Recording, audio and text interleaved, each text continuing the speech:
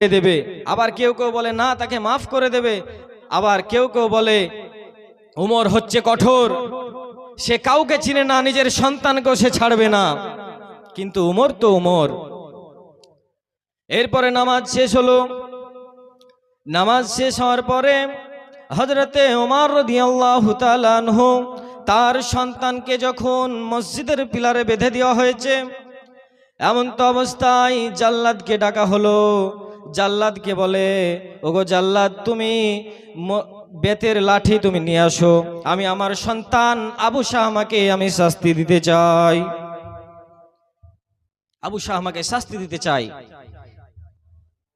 কেউ যদি নেশা প্রাণ করে, কেউ যদি নেশা করে, কেউ যদি হারাম জিনিস যদি খায় এবং সে যদি নেশাগ্রস্তর মধ্যে পড়ে যায়, হাদিস অনুযায়ী তাকে ৮০টি বেত্রাঘাত করার অনুমতি দেওয়া হয়েছে। এই জন্য তিনি এই আইনটি তুলে ধরবে, তার সন্তানকেও সমান অধিকার, তার সন্তানকেও সে আইনের সামনে দাঁড় করাবে।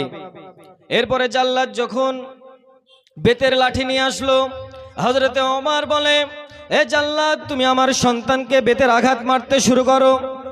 সন্তানকে যখন বেতের বাড়ি মারতে শুরু করলো, এমন তো অবস্থায় ১, ২, ৩ তিনটি যখন বেতের আঘাত করা হলো, ৩টি বেতের আঘাত পরে হযরতে ওমরের মাথা গরম হয়ে গেল। এক খিচড়ে জাল্লাদকে দূরে ফেলে দিল। ফেলে দেওয়ার পরে বলে, জাল্লাদ, তোমার কাছে হয়তো বেতের আঘাত ৩টি হয়েছে, কিন্তু আমার কাছে এই বেতের আঘাত হয়েছে একটি।